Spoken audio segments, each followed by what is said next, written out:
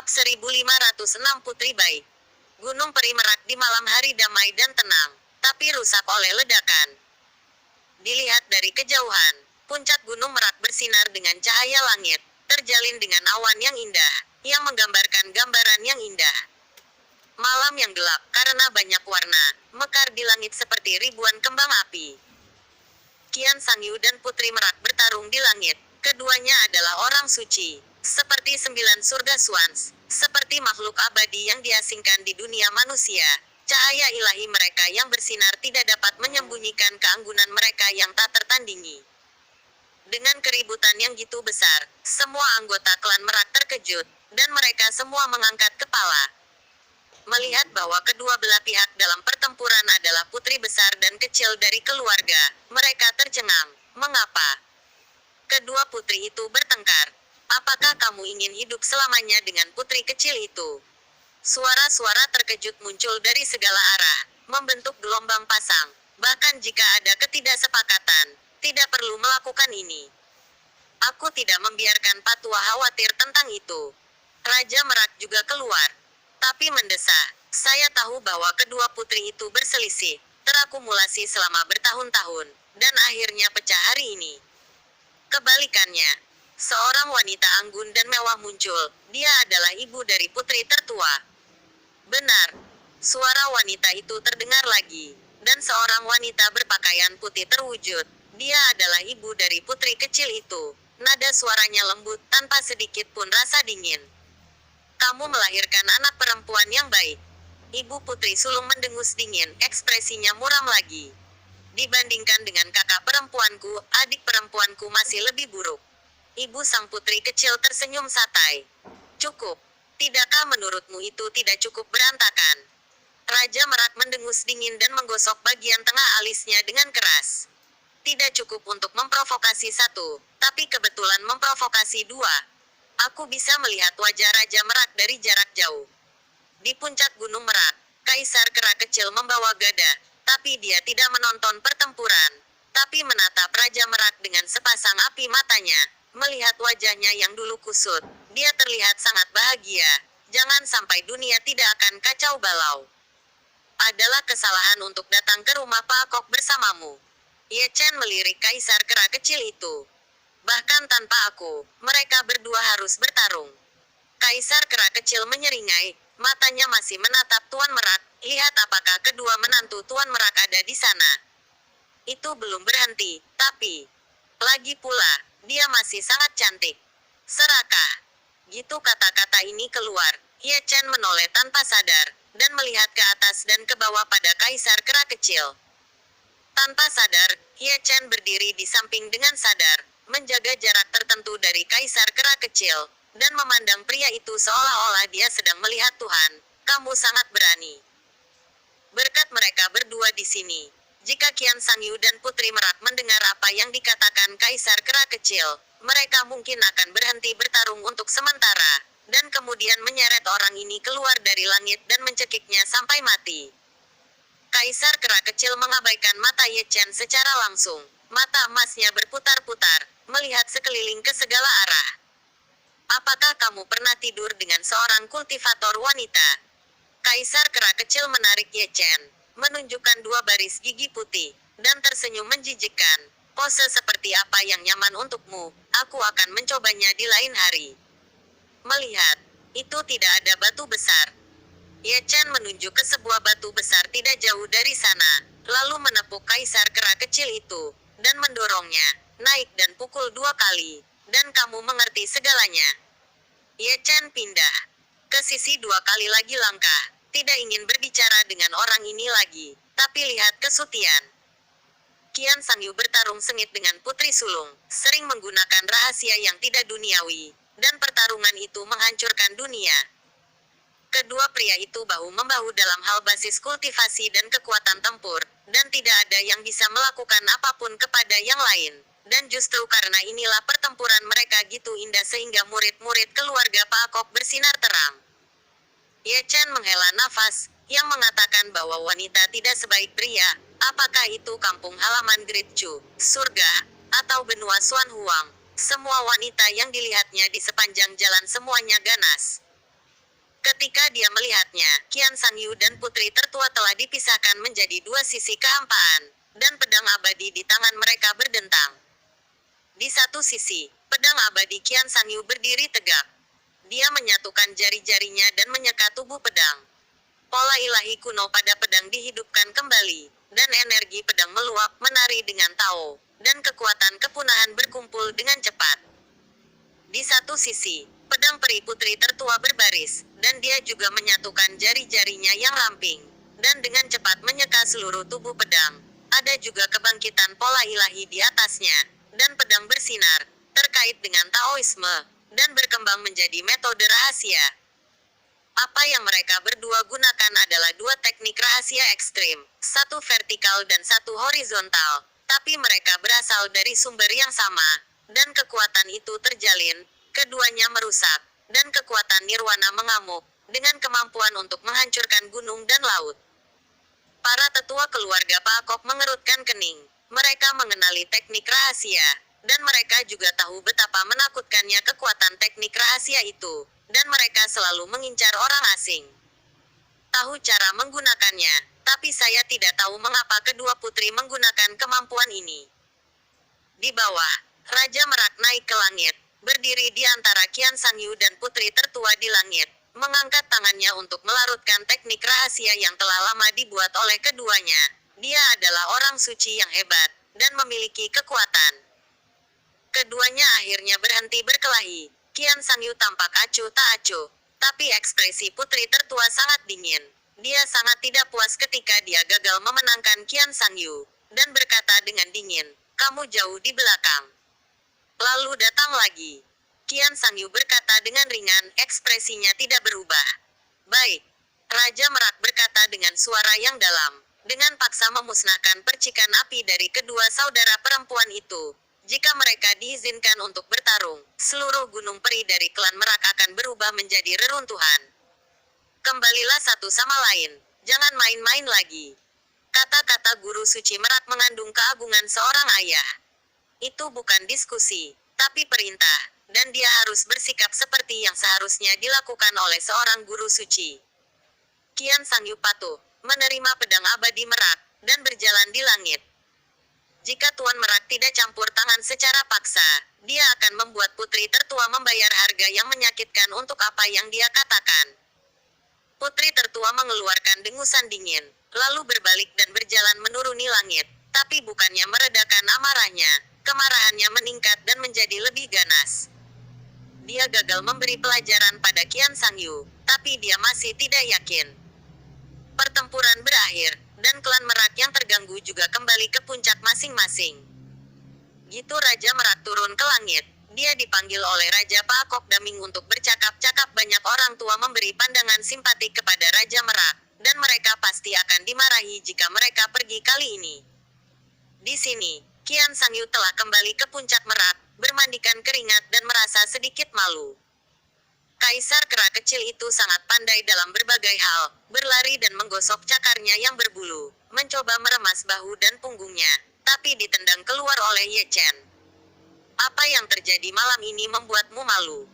Qian Sangyu menatap Ye Chen dengan tatapan menyesal. "Di mana ini?" Ye Chen menuangkan secangkir teh kuno untuk Qian Sangyu. "Saya memiliki kulit yang tebal, dan saya tahu apa yang harus saya dengarkan dan apa yang harus saya ingat. Puncak dulu, dan pergi ke pertemuan akbar semua ras bersama besok." Qian Sangyu tersenyum lembut, "Lalu kita berpisah, mencari orang yang kita berdua sayangi. Maka kamu harus tidur nyenyak malam ini." Kamu Chen sedikit tersenyum, bangkit dan pergi ke puncak gunung. Ada batu kebijaksanaan di atasnya, itu akan menjadi tempat yang baik untuk meditasi dan pencerahan. Qian Sangyu juga bangun, dan dengan langkah teratai, dia berubah menjadi seberkas cahaya peri dan pergi ke guanya. Merasa bosan, Kaisar kera kecil melompat ke pohon tua-tua dengan tongkat besi emas hitam di tangannya, menemukan batang yang cukup tebal, berbaring di atasnya, dan tertidur lelap. Baru pada larut malam orang ini melompat, melihat sekeliling, dan kemudian berjingkat ke gua Qian Sangyu, dengan sepasang mata emas, yang sangat terang di malam hari. Tidak lama kemudian, teriakan terdengar, dan banyak orang yang sedang tidur terkejut untuk tiba-tiba duduk. Ye Chen, yang berada di puncak gunung, menundukkan kepalanya dan melirik ke sisi ini dari kejauhan. Dia bisa melihat Kaisar Kera kecil, yang terpana oleh Qian Sangyu dan diikat ke pohon kuno dengan leher bengkok. Ye Chen ingin tertawa ketika melihatnya, dan berkata bahwa Kaisar Kera kecil benar-benar tidak mengubah nafsunya. Dia hanya memilih yang keras, dan dia tidak mendapatkan wanita cantik, jadi dia melihat bahwa dia dipukuli. Tidak ada yang terburuk, hanya lebih buruk. Perlahan menarik kembali pikirannya, Ye Chen menutup matanya sedikit, dan cahaya bintang jatuh ke tubuh sucinya. Ini adalah misteri Jiu Xing Tianchen Jue, yang dapat menyerap kekuatan bintang-bintang. Di masa lalu, dia secara tidak sengaja mendapatkan metode ini di Gurun Dacu. Sudah lebih dari 200 tahun, dan arti sebenarnya telah lama hilang. Dihancurkan olehnya. Angin sepoi-sepoi bertiup lembut mengaduk rambut putihnya, dan dia, yang tadi memejamkan matanya, perlahan membukanya lagi. Ketika dia melihatnya, dia melihat seorang lelaki tua berjubah ungu berdiri di depannya. Dia abadi, kuno dan sederhana. Meskipun dia berada di depan matanya, dia tampak jauh dari mimpi. Dia adalah leluhurnya dari keluarga Merak, Raja Daming. Ye Chen buru-buru bangun, membungkukkan kedua tangannya, dan memberi hormat junior. Aku sudah bertemu Raja Daming. Malam itu panjang, sangat sulit untuk tidur, mencari seseorang untuk menghabiskan waktu yang membosankan. Pak Akop Daming King tersenyum lembut dengan wajah ramah, tanpa keagungan pria yang kuat, atau aura generasi tua. Benar-benar suatu kehormatan bagi junior ini. Ye Chen tertawa datar, selalu merasa tidak nyaman. Apa hubunganmu dengan 6 jalan? Pak Akop Daming King duduk dan menatap Ye Chen sambil tersenyum. Itu leluhurku, Ye Chen berteriak lagi, dan dia sama sekali tidak terkejut bahwa Raja Pak Akop Daming menanyakan pertanyaan ini. Tampaknya dengan cara ini, setiap kuasi kaisar telah menanyakan pertanyaan ini kepadanya. Benar-benar seperti yang dikatakan Chiang Zi di masa lalu, 6 cara sangat terkenal di Xuan Huang, dan orang-orang tua mengetahuinya. Teman kecil, bisakah kamu memberitahuku siapa Ruoxi, dan juga leluhurnya keluargamu? Pak Akop Daming Wang tersenyum ramah, seperti orang tua yang baik hati, tanpa roh jahat. Bab 1507 menghukum dan tidak. Di mana senior mendengar nama Ruoxi? Ye Chen memandang Raja Daming dengan cemberut. Aku mendengarnya dari leluhurmu. Raja Pak Akop Daming memandangi langit berbintang berkabut, dan berbicara tentang hal-hal kuno. Nenek moyangmu adalah kuasa kaisar terkuat yang pernah kulihat dalam hidupku, dan mereka dapat berdiri bahu-membahu dengan dewa perang, Xing Tian. Saya belum pernah mendengar dia mengatakan apapun terhadap orang yang menentang langit, dan yang disebut Ruoxi hanya curhat dalam tidurnya, dan lelaki tua itu masih mengingatnya dengan segar. Liu Dao juga melupakan misi untuk datang ke ruang dan waktu ini, dan hanya dalam keadaan tidak sadar, dia akan menceritakan nama itu secara tidak sengaja, tapi pada akhirnya dia tidak dapat mengingatnya. Nama yang kamu ungkapkan secara tidak sadar, Ruoxi pasti seseorang yang sangat disayangi oleh nenek moyangmu. Pak Akop Daming King tersenyum sedikit, mengeluarkan tas penyimpanan dan menyerahkannya kepada Ye Chen. Ini yang ditinggalkan nenek moyangmu di rumah Merakku diserahkan kepada keturunannya, dan sebab dan akibat akan diselesaikan. Setelah berbicara, Raja Pak Akop Daming berbalik dan melangkah maju, menghilang seperti seberkas angin musim semi. Setelah melihat Raja Daming pergi, Ye Chen merobek tas penyimpanan, dan hanya ada satu benda di dalamnya, yaitu sepotong batu giok, seukuran telapak tangan, sederhana dan alami, penuh bintik-bintik. Ye Chen melihat berulang kali, tapi dia tidak melihat misteri apapun yang tersembunyi di dalam batu giok, dan tidak ada yang aneh tentang itu. Dia sangat yakin bahwa batu giok itu milik 6 jalan, dan dia sangat peka terhadap nafas. Dari 6 jalan. Tiba-tiba, dia membuka mata peri, memusatkan perhatian pada batu giok, menarik permukaannya, dan mendekati asalnya. Dia melihat sebuah tablet batu kuno dengan 4 karakter tua yang tidak jelas terukir di atasnya. Dia mencoba yang terbaik untuk mengumpulkan kekuatan muridnya, dan samar-samar, dia bisa dengan jelas melihat 3 karakter terakhir dari 4 karakter, bunuh Ruoxi. Dalam hal ini, dia tidak terkejut sama sekali. Liu Dao, Hong Chen, dan bahkan Shen Xuanfeng pergi melawan langit dan datang ke ruang dan waktu ini. Bukankah misi bersama mereka untuk membunuh Ruoxi? Namun, tidak ada 3 karakter di prasasti, tapi 4 karakter. Dia telah melihat melalui 3 karakter terakhir, tapi karakter pertama berantakan, bahkan mata peri tidak dapat melihatnya dengan jelas. Dengan kebijaksanaannya, dia sudah menebak 70% hingga 80% kata pertama di antara 4 karakter. Kemungkinan besar itu adalah kata Zhu dari Zusa yang digabungkan dengan 3 karakter berikut, Zusa Ruoxi. Membunuh Ruoxi bertepatan dengan misi Liu Dao, tidak diragukan lagi.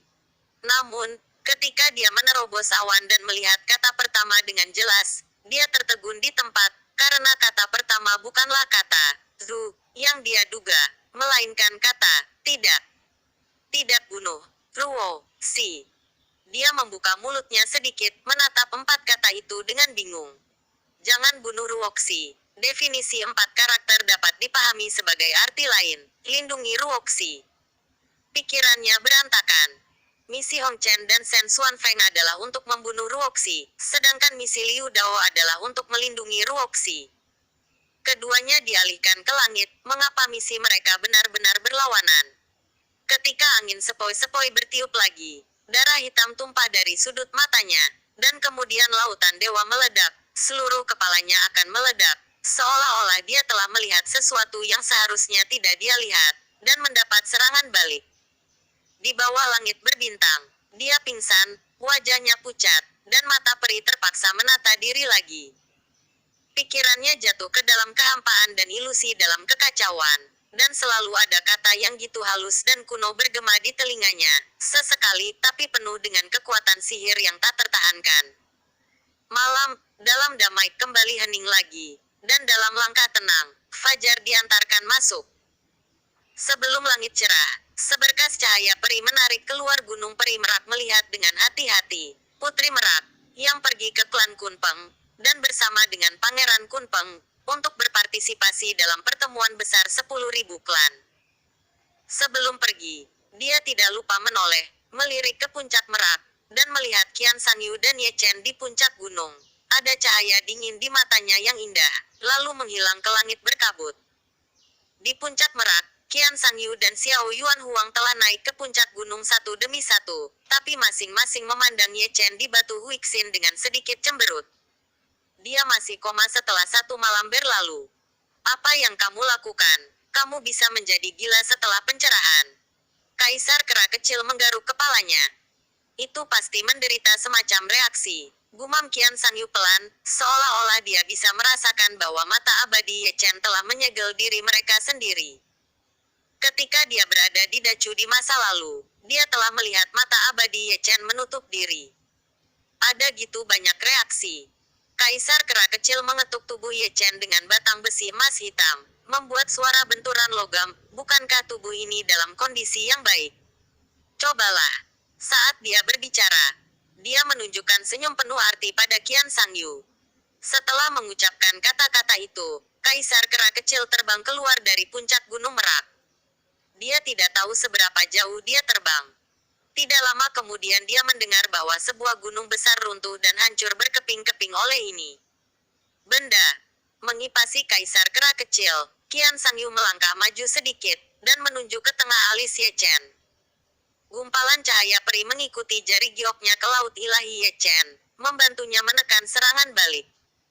Ye Chen baru saja bangun, matanya agak mendung, terutama mata kirinya yang gitu redup hingga kusam. Wajahnya masih pucat dan tidak berdarah. Kali ini serangan baliknya lebih mendominasi dari sebelumnya. Apakah kamu melihat sesuatu yang seharusnya tidak dilihat? Qian Sangyu menatap Ye Chen dengan cemas. Itu salah, semuanya salah. Mengenai kata-kata Qian Sangyu, Ye Chen tampaknya mengabaikan mereka, seolah-olah dalam keadaan linglung, dan bergumam, dunia manusia adalah masa depanku, dan 6 cara adalah dunia manusia di masa depan. Waktu dan ruang telah terbalik, dan cincin sejarah tahunan telah lama menyimpang dari jalurnya. Dia masih tidak tahu perubahan seperti apa yang akan terjadi di masa depan, dan 3 pengalihan melawan langit semuanya terkait dengan Ruoxi, tapi misi mereka adalah membunuh 2 dan melindungi 1. Yang pasti Shen Xuanfeng datang lebih dulu, diikuti oleh Hong Chen, dan terakhir Liu Dao. Waktu dan ruang dari 6 jalan ada di belakang Shen Xuanfeng dan Hong Chen, dan dia pasti telah melihat melalui rahasia yang mengejutkan. Yang disebut pembunuhan Ruoxi adalah sebuah kesalahan. Ruoxi, tapi untuk melindungi Ruoxi.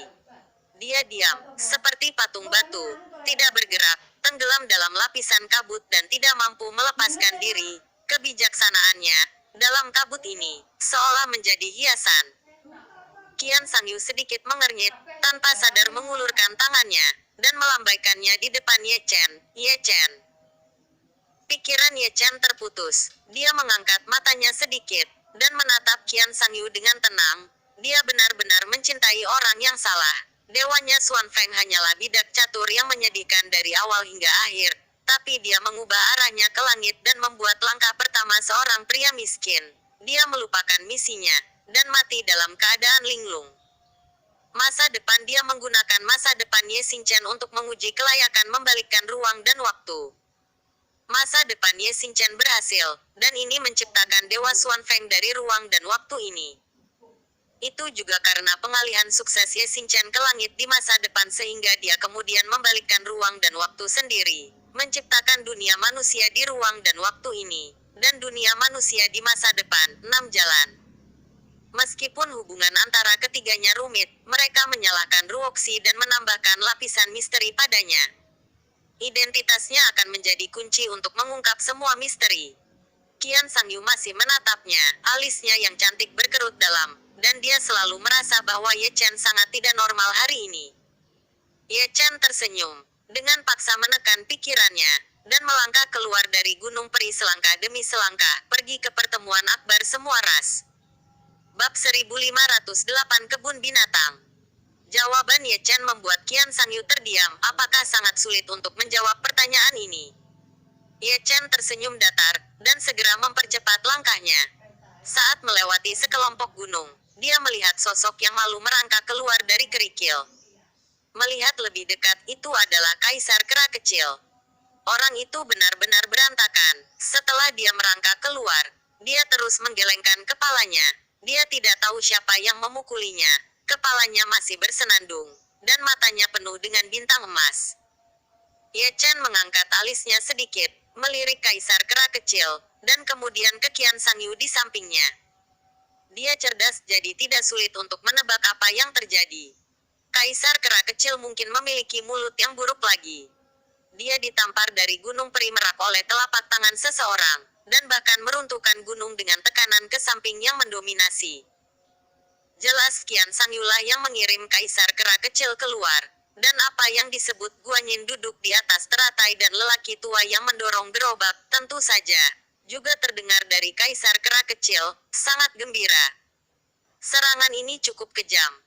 Ye Chen menghela nafas, tempat ini setidaknya berjarak 80.000 zeng dari rumah Merak, gitu jauh dengan tamparan. Dia bisa membayangkan ekspresi Kaisar Kera Kecil saat itu.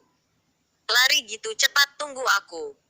Kaisar Kera Kecil mengikuti, dengan sadar berdiri di sebelah kiri Ye Chen, menjaga jarak tertentu dari Qian Sangyu, karena takut dibawa keluar dan dipukuli dengan kejam. Ye Chen tampak ingin tertawa, tapi dia tidak berbicara. Dia membawa Chang Hong melintasi langit berkabut. Qian Sangyu juga diam-diam tetap diam, hanya Kaisar Kera Kecil yang bergumam sepanjang jalan. Dia, yang selalu sombong, menjadi sangat pengecut untuk pertama kalinya, gitu pengecut sehingga dia bahkan menjatuhkan ekornya. Mereka bertiga terdiam sepanjang jalan, menyeberangi sungai besar, melewati Changyuan, dan menyapu pegunungan yang megah. Pada suatu saat, mereka bertiga jatuh dari kehampaan dan berhenti di depan hutan yang sepi. Hutan tandus membentang sejauh mata memandang, dengan pohon-pohon tua yang menjulang tinggi, subur dan subur, seperti lautan hijau. Sebelum Anda masuk, Anda bisa mencium udara tandus, kuno dan lebat, megah dan bergelombang. Ini adalah hutan prasejarah, Qian Sangyu berkata dengan senyum lembut, dikatakan bahwa itu ada selama periode prasejarah. Telah berdiri di sini selama beberapa tahun yang tidak diketahui, dan pertemuan akbar semua ras akan diadakan di sini. Memang cukup lama. Ye Chen tersenyum, mengangkat kakinya dan berjalan masuk, melihat sekeliling dengan rasa ingin tahu. Melangkah ke dalam hutan tandus, sulit untuk melihat matahari. Satu-satunya alasan adalah pohon-pohon tua yang menjulang tinggi di sini terlalu rimbun. Pohon-pohon tua dengan cabang dan daun yang rimbun, hijau dan kuat, berdiri tegak dan lurus dengan mahkota yang tumpang tindih. Cabang dan cabang yang terjalin, hijau tua seperti awan, menutupi matahari, misterius dan gelap. Melangkah lebih jauh, jalan berliku mengarah ke tempat terpencil, tersembunyi di kedalaman, dipenuhi dengan cahaya peri, dan ada banyak pohon kuno dengan bentuk aneh, cabang bengkok dan kuat, penuh kerutan dari tahun ke tahun, dan mengungkapkan perubahan dari kehidupan. Ini adalah dunia yang besar, dengan ruang yang sangat besar, penuh dengan orang, kemegahan, dan alam. Di cabang-cabang pohon kuno yang terjalin, ada meja yang ditenun dengan tanaman merambat, yang semuanya dipenuhi dengan buah-buahan spiritual dan nektar. Itu adalah selatan wilayah tempat pertemuan akbar semua ras diadakan. Raja Kera kecil ada di sini, tapi ada seseorang yang memeluk pahanya. Gitu mereka bertiga tiba, Raja Kera kecil melolong, yang membuat telinga Ye Chen berdengung dan semua orang yang hadir gemetar. Belum lagi, suaranya sangat efektif, banyak orang telah datang ke sini. Semua pembudidaya laki-laki di Kingsui, semuanya tampan. Tapi mereka tidak pergi ke Kaisar Kera Kecil, mereka semua pergi ke Qian Sangyu. Kecintaan pada kecantikan, apalagi kecantikan nomor satu yang diakui wilayah selatan. Kaisar Kera Kecil merasa malu, dia ditarik ke samping. Wajahnya gelap, dia sepertinya tidak disukai. Semua orang yang hadir menatapnya dengan marah, dan bahkan memilih pria itu. Meskipun Ye Chen ingin tertawa, dia sama-sama malu, disingkirkan oleh sosok-sosok yang bergerak itu. Qian Sangyu tampak acuh tak acuh, hanya tersenyum sopan, dan menemukan pohon tua bersama Ye Chen dan Xiao Yuan Huang, dan duduk di meja di atasnya, mempermalukan para pembudidaya laki-laki. Ketika aku menjadi suci, aku akan membersihkanmu satu persatu. Duduk Kaisar Kera Kecil mengambil buah persik dari piring batu giok, menggerogotinya dengan keras, dan mengutuk tanpa henti. Ini benar-benar acara besar untuk semua ras. Ye Chen memegang gelas anggur, menghela nafas dan melihat sekeliling, sepertinya kecuali dia. Yang lain yang dia pilih secara acak semuanya adalah binatang, roh kecoa, setan ular, roh kalajengking, semangat kelelawar, esensi laba-laba, esensi kelabang, esensi kodok. Apakah ada orang yang bereinkarnasi? Qian Sangyu bertanya dengan lembut melalui transmisi suara, juga melihat sekeliling. Ya. Ye Chen menjawab dengan tegas, terus-menerus mengangkat tangannya dan menunjuk. Roh kelinci giok yang berseberangan adalah murid dari Sekte Qingyun. Roh musang tidak jauh darinya adalah sesepuh keluarga situ di Sishu. Dan ada juga yang tetua yang berseberangan secara diagonal. Binatang serigala api merah adalah sesepuh dari keluarga Niu di wilayah Laut Panlong. Tampaknya kamu benar. Qian Sangyu tersenyum manis. Meskipun dia belum pernah melihat sebagian besar dari mereka, Ye Chen setelah mengatakannya, saya merasa sangat ramah, karena mereka semua adalah orang-orang dari kampung halaman saya. Bersihkan mereka satu persatu. Setelah pertemuan akbar, saya menyusahkan Anda untuk membuka segelnya untuk mereka. Ye Chen menyerahkan tas penyimpanan kepada Qian Sangyu. Di dalamnya ada segunung slip batu giok, yang semuanya menyegel cahaya memori abadi. Jangan khawatir, serahkan padaku. Qian Sangyu mengambilnya, dan tersenyum melalui transmisi suara. Ada banyak pelaku kejahatan di wilayah selatan. Tenang saja, kamu tidak terkalahkan di tingkat semu, dan orang suci itu levelnya lebih baik darimu. Menang. Dimengerti.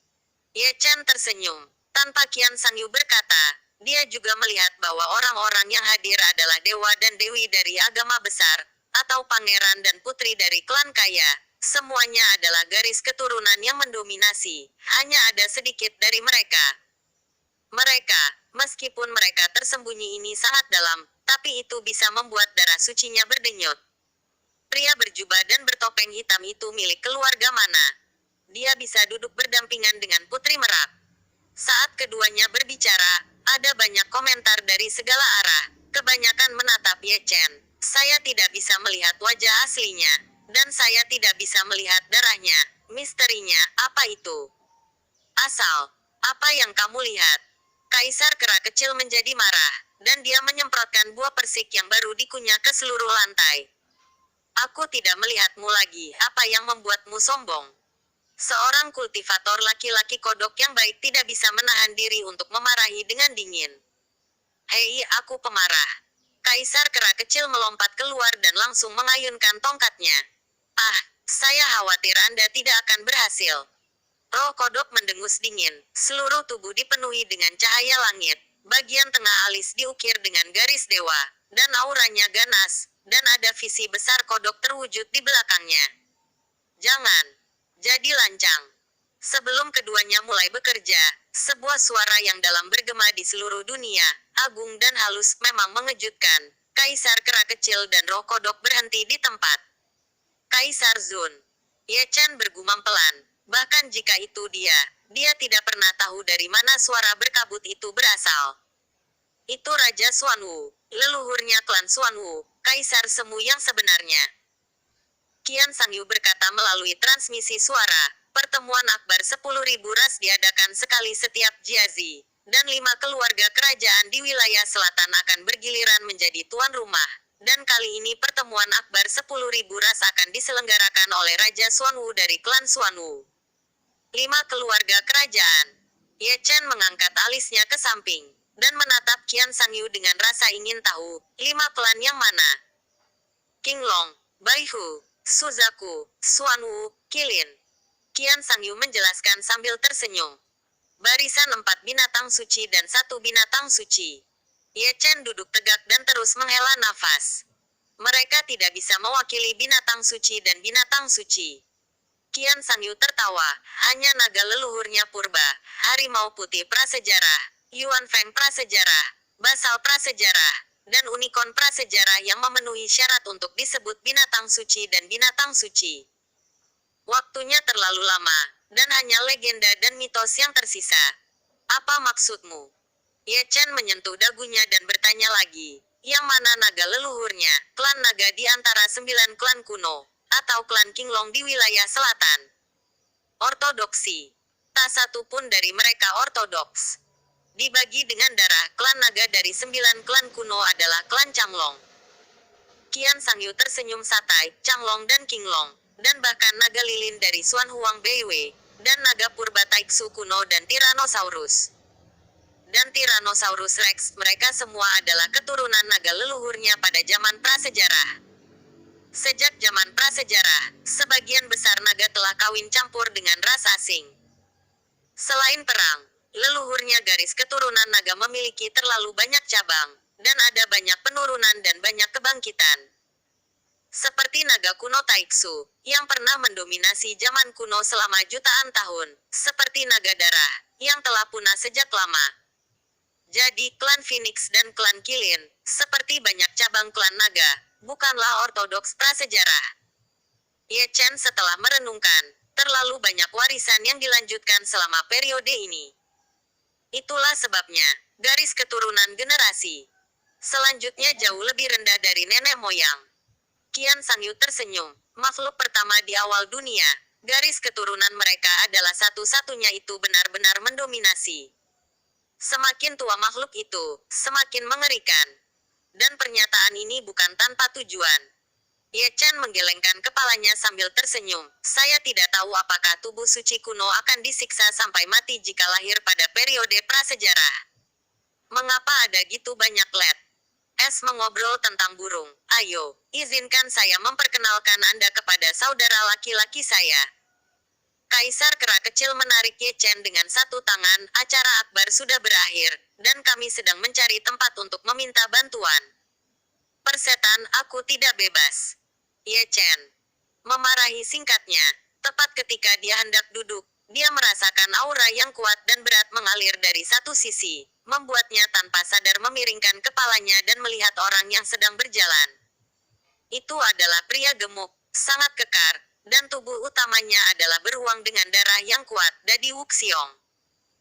Ada 3 orang lain di sampingnya. Tidak satu pun dari mereka adalah pembudidaya manusia. Bangau Raja Peri, Trenggiling, dan ikan dunia bawah utara. Semuanya memiliki darah yang kuat, dan mereka berdampingan dengan beruang bumi yang bodoh. Pangeran, mereka yang tidak tahu mengira mereka semua adalah perampok. Ye Chen melihatnya dengan penuh arti. Tak perlu dikatakan, keempat bersaudara itu milik Kaisar Kera Kecil. Mereka benar-benar mengambil alih saudara-saudara yang terbang di langit, berlari di tanah, berenang di air, dan mengebor tanah. Sarutobi, kaki dan kakimu cukup mulus. Dadi Wuxiong telah datang, dan suaranya benar-benar sesuai dengan namanya. Dia tebal dan tubuhnya sangat berat, bahkan berjalan membuat tanah berdebar-debar. Itu perlu. Xiao Yuan Huang menyeringai, tubuh saudara kedua masih sangat kokoh. Jangan berikan aku hal-hal yang tidak berguna ini. Kembalikan palu Raja Langitku. Dadi Wuxiong mengulurkan telapak tangannya yang tebal dan wajahnya yang bulat besar ditutupi dengan garis-garis hitam yang mengalir liar. Pedang bulu abadiku. Bangau Raja Abadi juga mengulurkan tangannya. Pinjam, kenapa kamu tidak mengembalikannya? Aku tidak mengembalikan. Berlian emas Zunku. Trenggiling menjilat rambutnya. Tidak ada penyesalan. Dan Beiming Palku, kamu sudah memainkannya cukup lama. Beiming Yu juga berbicara. Kamu benar-benar pantas menjadi saudara. Ye Chen terlihat ceria. Orang-orang ini sangat menarik. Dia sangat curiga bahwa kelima orang ini adalah pasangan sementara. Tidak peduli bagaimana kamu melihatnya, itu hanya lelucon. Bab 1597 tua. Tidak peduli dengan detail itu. Kaisar Kera Kecil mencibir, dan langsung menarik Ye Chen ke depan. Orang ini akan menjadi lauki kita di masa depan, dan dia akan menutupi sedikit. Apa putra ketujuhmu? Ye Chen berhenti. Kamu hanya bisa mengolok-olokku.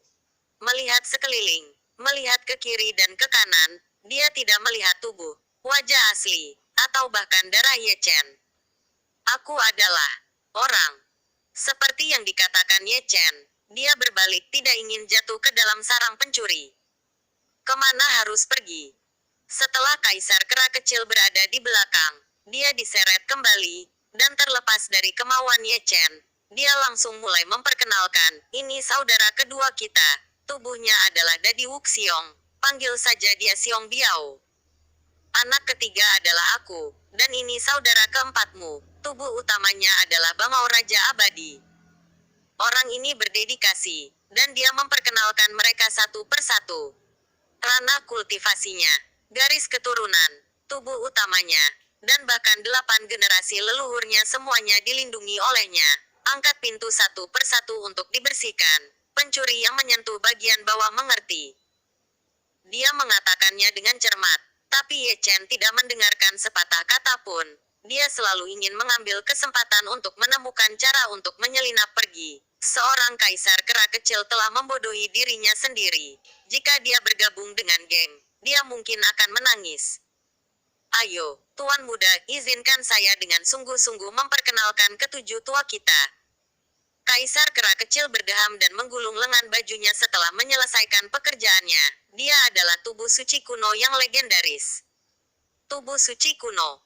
Kapan keempat Xiong Biao mendengar ini, mata mereka langsung menyala, bersinar terang. Bisakah kamu berhenti berbicara omong kosong?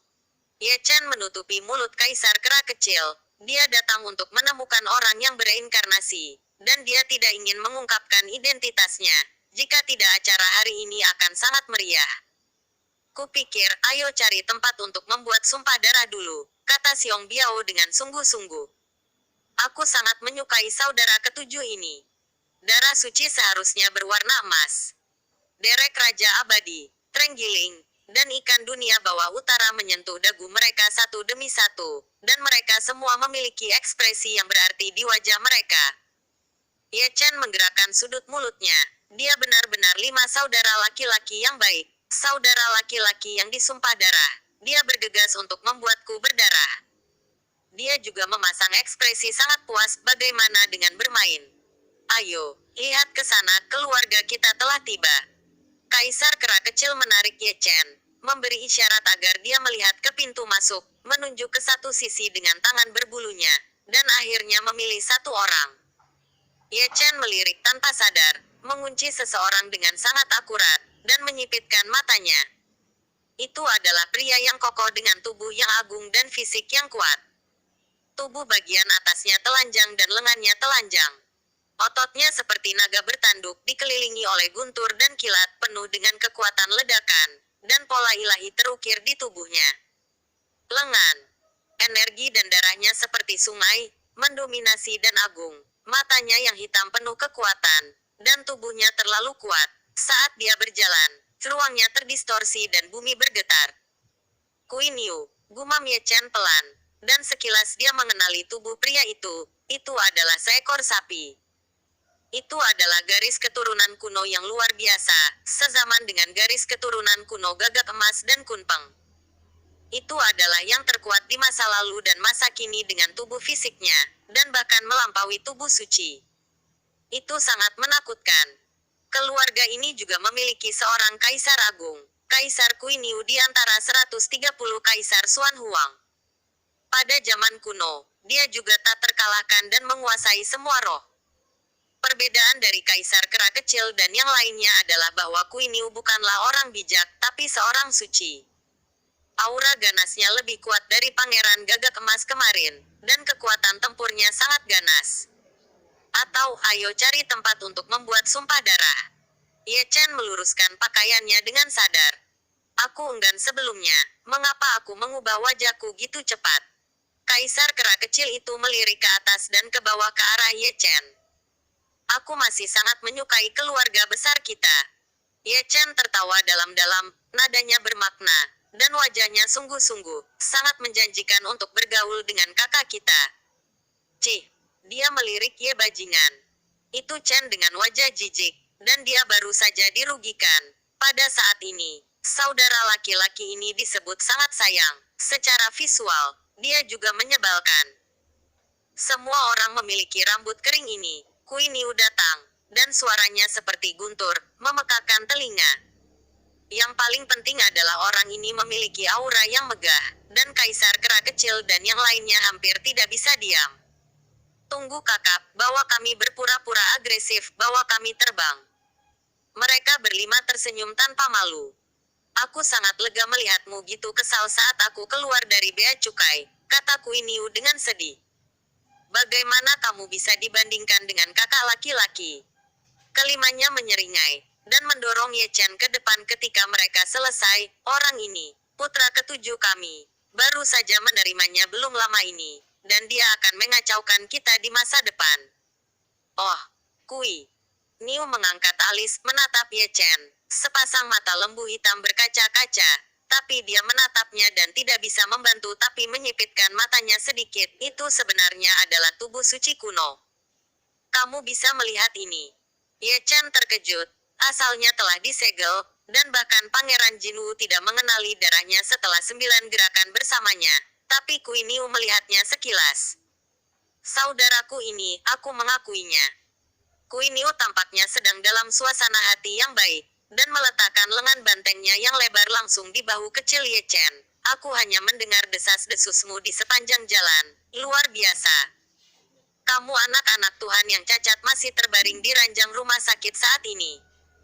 Tidak dapat disangkal bahwa emosi orang-orang itu seperti api. Meledak sedikit. Ye Chen menarik napas dalam-dalam, dan dalam satu kalimat, dorongannya untuk menjadi lebih baik dan lebih baik tiba-tiba meningkat 1 poin. Oke, aku suka kencing seks ini. Ayolah, biarkan ketujuh orang tua kita mencerahkan rumah kita. Slogan. Setelan olahraga untuk pria, piyama untuk wanita. Gitu kata-kata Queen Yu jatuh. 5 orang. Kaisar kera kecil, Dadi Wuxiong, Bangau Raja Abadi, Trenggiling, dan Bei Mingyu, melolong serempak. Suara ini mengejutkan semua orang yang hadir, dan mereka semua melihat ke samping. Ayo. Siapa kelompok orang ini? Bandit. Tidak tahu malu untuk berurusan dengan ini di depan umum. Sudut mulut. Ye Chen berkedut beberapa kali. Secara visual, dia memang memasuki sarang pencuri.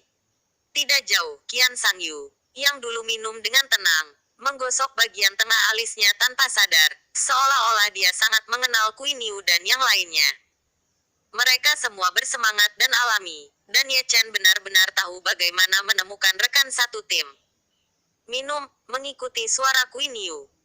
6 bersaudara, oh tidak, seharusnya 7 bersaudara. Mereka menyilangkan bahu mereka dan pergi ke satu sisi, dan memilih meja anggur di sebelah Qian Sangyu.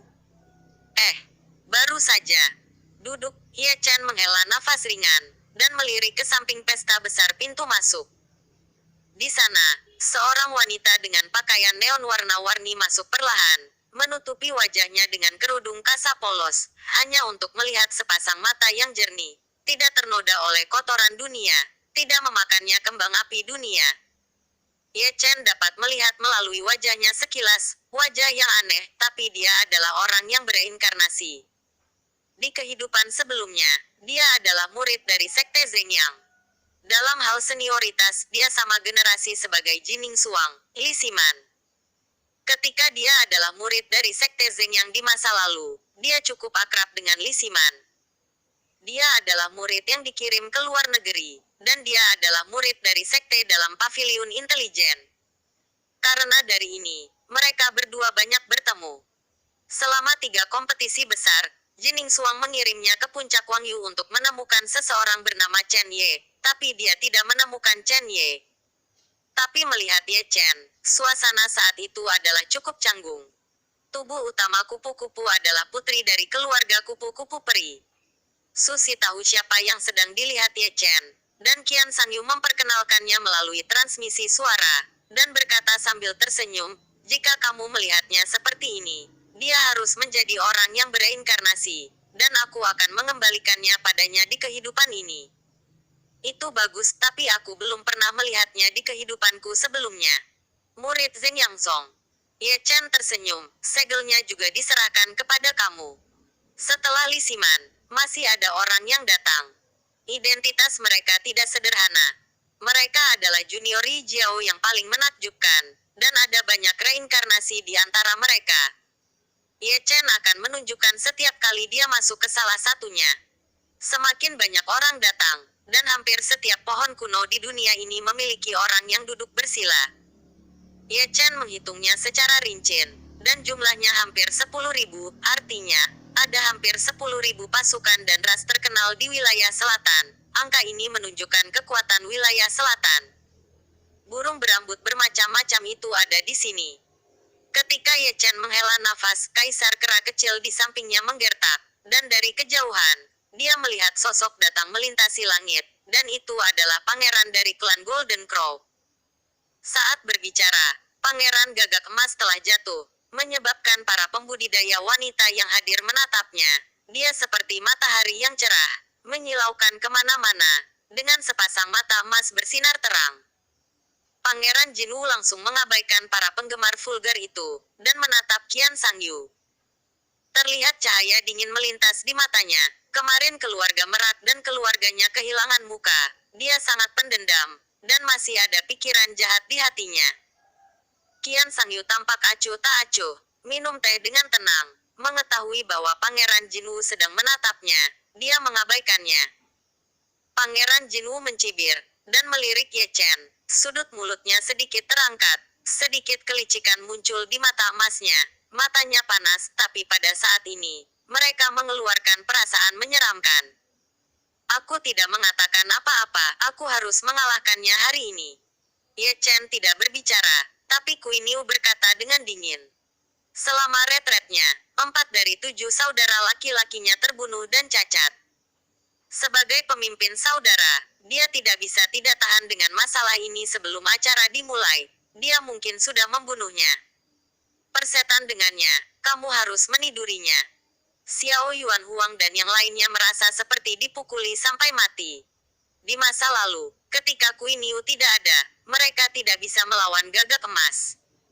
Hari ini berbeda, dengan Kui Niu di sini, mereka takut pada burung. Kun Peng ada di sini. Bisik Qian Sangyu, berbicara kepada Ye Chen melalui transmisi suara. Aku melihatnya. Ye Chen mengangkat kepalanya sedikit dan menatap kehampaan. Itu adalah seorang pria muda berjubah ungu emas, dengan rambut hitam seperti air terjun, dan mata seperti bintang. Sepasang mata ungu emas bersinar dengan cahaya yang menakutkan, dan darahnya agung seperti laut. Setiap sinar cahaya peri yang menempel di sekitar tubuh dewa itu terang. Pria ini memang sedikit lebih kuat dari Golden Crow. Baru saja ketika dia jatuh, para pembudidaya wanita yang hadir tergila-gila lagi. Namun, yang mereka tarik adalah sepasang mata indah sedingin es. Itu adalah Putri Merak yang berdiri di samping Kun Peng. Dia adalah putri asli Kun Peng. Bagaimana mungkin orang lain mengingini suaminya? Kun Peng melirik ke segala arah, lalu menatap ke sisi Ye Chen sejenak. Matanya menghina, seolah dia tahu bahwa Ye Chen adalah tubuh suci. Tapi di matanya, tubuh suci kuno bukanlah apa-apa. Putri Merak menatap Qian Sangyu, matanya dingin. Bahkan setelah satu malam, dia masih terobsesi dengan apa yang terjadi kemarin. Sikap kakak perempuannya benar-benar pelit.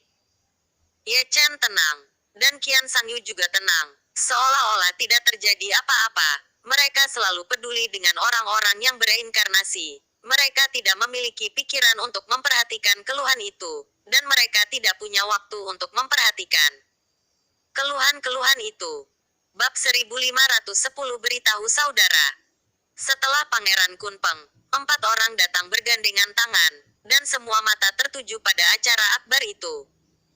Keempat orang itu sangat kuat, basis kultivasi mereka bahu-membahu. Mereka semua berada di tingkat suci, dan ki serta darah mereka mengepul seperti laut. Mungkin darah mereka terlalu kuat, dan mereka semua disertai dengan penglihatan kuno ketika mereka berjalan, dan mereka tidak bisa melihat menembus misteri itu. Ye Chen melihat ke samping, dan dia bisa melihat asal-usul keempat orang itu, King Long, Bai Hu, Suzaku, dan Xuan Wu. Mereka mewakili 4 dari 5 keluarga kerajaan di wilayah selatan. 3 pangeran dan 1 putri barisan ini memang sangat besar, dan mereka semua adalah eksistensi setingkat monster, tidak lebih lemah dari Kun Peng Golden Crow. Semua orang di pertemuan akbar itu bangun dan saling bertukar sapa, dan suasana pertemuan akbar itu menjadi semarak. Ada gitu banyak pelaku kejahatan, sebagai tubuh suci, ada tekanan. Qian Sangyu tersenyum ke samping. Bukan hanya tekanan, aku tidak bisa bernapas. Ye Chen tersenyum dan menggelengkan kepalanya. Memang benar ada banyak pelaku kejahatan di wilayah selatan. Kaisar Selatan dapat memaksa mereka turun, dan dia adalah pelaku yang paling jahat. Jika kamu melihat melalui wilayah selatan, kamu akan tahu Xuan Huang. Qian Sangyu tersenyum sedikit. Kehancuran timur, gurun barat, pegunungan utara, dan Zhongzhou semuanya seperti wilayah selatan. Apa yang kamu lihat mungkin tidak benar. Dimanapun Anda berada, ada harimau berjongkok dan naga tersembunyi. Tidak ada kekurangan pelaku kejahatan di dunia ini. Tidak ada kekurangan pelaku kejahatan yang menghancurkan pelaku kejahatan, seperti Dewa Timur dan Kaisar Utara, yang bisa menjadi puncak domain. Kekuatan mereka di luar imajinasi. Saya telah menyadari ini sejak lama. Ye Chen sedikit tersenyum dan tidak mengatakan apa-apa. Lainnya, mari kita bicara tentang Dongsen. Pada tingkat yang sama, dia tidak yakin untuk mengalahkan dia tak terkalahkan pada tingkat yang sama dan memiliki lawan yang kuat. Berbicara tentang Dongsen, dia tanpa sadar mengingat peristiwa di alam Changlan, dan gambar harum itu sepertinya penuh dengan kekuatan magis bermanifestasi di lautan dewa tanpa memperhatikan, dan melihat hal-hal yang tidak boleh dilihat tanpa memperhatikan. Tidak ada berita tentang dia. Seolah mengetahui apa yang dipikirkan Ye Chen, Qian Sangyu berkata dengan santai, seolah-olah dunia telah menguap, tidak ada yang melihat jejaknya, dan tidak ada yang tahu di mana dia berada. Aku akan selalu menemukannya. Ye Chen terbatuk, menyingkirkan pikirannya, dan melirik ke pintu masuk acara akbar. Masih ada orang yang datang berpasangan dan bertiga, tapi beberapa orang yang bereinkarnasi, yang membuatnya sedikit kecewa. Dia tidak melihat Kaisar Selatan, yaitu pangeran dari klan Qilin. Dia telah mendengar dari Qian Sangyu sebelumnya bahwa Kaisar Selatan telah mundur, Dan jika dia ingin menerobos kemacetan dan keluar lagi, dia pasti seorang suci. Di awal acara akbar, terdengar suara piano yang merdu, dan lebih dari selusin peri kupu-kupu naik ke platform awan di tengah acara. Semuanya mengenakan pakaian neon warna-warni, bermandikan peri cantik Siamanu. Keluarga kupu-kupu pandai menari, dan sosok mereka anggun. Meskipun dalam bentuk manusia, mereka tampak seperti kupu-kupu terbang. Gitu mereka menari, mereka menimbulkan tepuk tangan dari segala arah, dan semua pembudidaya laki-laki memandang mereka dengan tatapan mata berapi-api. Yang di tengah adalah yang paling tampan, aku menyukainya. Jangan bersaing denganku. Di sampingnya, Kaisar Kera kecil menyeringai, dengan sepasang mata emas menyala, menatap lurus ke peri kupu-kupu di platform awan. 3 di sebelah kiri, milikku. Dadi Wuxiong menyeka minuman dari sudut mulutnya, dan mengelus lengan bajunya setelah selesai, sedikit mabuk, melolong keras, bahwa mereka tidur malam ini. 3 di atas benar. Bangau tuanku. Bangau Raja Abadi bersendawa dan minum terlalu banyak. Aku suka yang montok, dan 3 di belakang semuanya milikku. Trenggiling menyeringai. 3 di depan milikku, mereka kecil dan indah, favoritku. Bei Mingyu menepuk meja, memerah gitu banyak sehingga lehernya tebal karena minum, dan bahkan cegukan pun basah kuyup. Ini benar-benar sekelompok binatang buas. Ye Chen menyentuh dagunya dengan penuh arti, dan bertarung dengan sengit.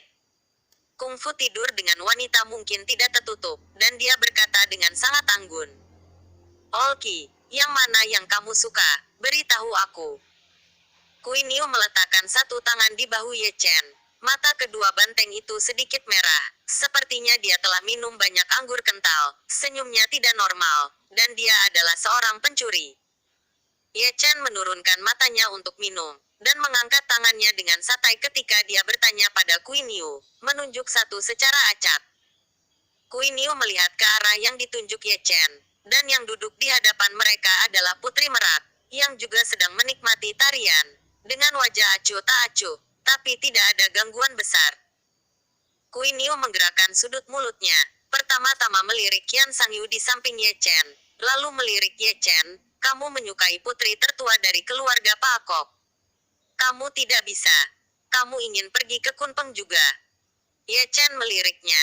Dia menunjuk secara acak, dan dia tidak tahu siapa yang dia maksud, tapi ketika dia melihat bahwa itu adalah putri tertua, dia menambahkan dengan sadar, bukan dia, yang di sebelahnya. Yang di sebelahnya. Queen Yu mengangkat alisnya, dan menyipitkan mata ke arah orang yang duduk di sebelah Putri Merak. Itu adalah Pangeran Kunpeng, seorang lelaki tua sejati. Ayo, kamu duduk di sebelahnya. Queen Yu berdiri seolah tidak terjadi apa-apa, menendang Kaisar Kera kecil ke kursi di sebelah Ye Chen, dan tidak lupa mencuci tangannya dengan anggur setelah selesai. Aku sangat cerdas, aku menakut-nakuti yang lain. Ye Chen meletakkan tangannya di tangannya, menyebabkan Qian Sangyu mengacungkan jempolnya. Keterampilan lucu ini telah ditingkatkan ke tingkat yang lebih tinggi. Di platform awan, peri dari klan kupu-kupu telah menundukkan tubuhnya. Setelah menari, sosok cantik dengan pakaian putih jatuh di atas panggung, memegang piano polos di tangannya. Itu adalah peri dari klan Yutu di selatan wilayah. Suara piano terdengar, lama dan lama, dan perhatian pendengar teralihkan, dan mereka semua tertarik dengan suara piano. Namun, tidak semua orang mendengarkan piano, dan banyak dari mereka menatap peri kelinci giok. Kebanyakan dari mereka adalah pembudidaya laki-laki, seperti yang ada di sebelah Ye Chen. Beberapa perubahan fisik terjadi perubahan yang tidak biasa. Aku berkata, semua ras akan tampil di atas panggung. Ye Chen melihat ke samping ke arah Qian Sangyu. Secara teoritis, itu benar. Qian Sangyu tersenyum, ini adalah etiket yang diturunkan dari zaman kuno. Secara bertahap memudar selama bertahun-tahun. Semuanya sukarela dan tidak ada lagi batasan. Mengadakan acara akbar ini? Tentu saja tidak. Qian Sangyu menarik rambutnya yang indah. Di masa lalu, semua penatua datang untuk berpartisipasi, dan pertemuan akbar 10.000 ras seperti acara akbar di Yaochi. Kebanyakan dari mereka berbicara tentang kitab suci dan Taoisme. Karena perubahan waktu, banyak penatua telah meninggal. Jika Anda ingin melihat sesuatu dan memikirkan orang, Anda akan mengirim junior untuk berpartisipasi. Tidak heran Anda tidak melihat senior. Ye Chen melihat sekeliling, dan yang dia lihat hanyalah generasi yang lebih muda.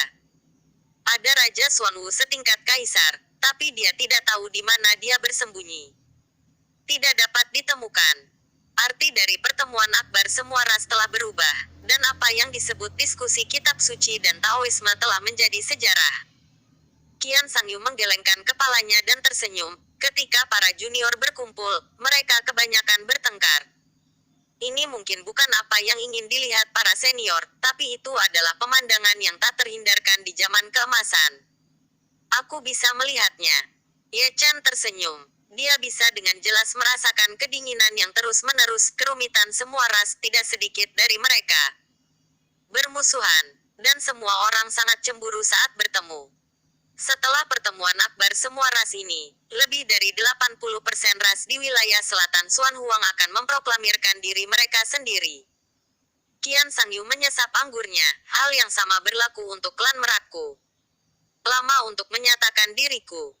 Kuil dan 9 tanah terbuang, diikuti oleh kota kuno kehancuran timur, lembah Phoenix dan istana Danzun. Tampaknya gelombang kegilaan yang memproklamirkan diri ini akan menyapu seluruh Xuan Huang. Ye Chen berbicara dengan santai. Warisan dari Great Chu, cakupan keterlibatannya sangat tidak terduga gitu luas. Itu bukan semua karena Great Chu. Kata-kata Qian Sangyu penuh dengan makna yang dalam. Lebih dari 90% kekuatan di Xuan Huang tidak tahu di mana Great Chu berada. Banyak ras mengerikan yang tertinggal. Ras.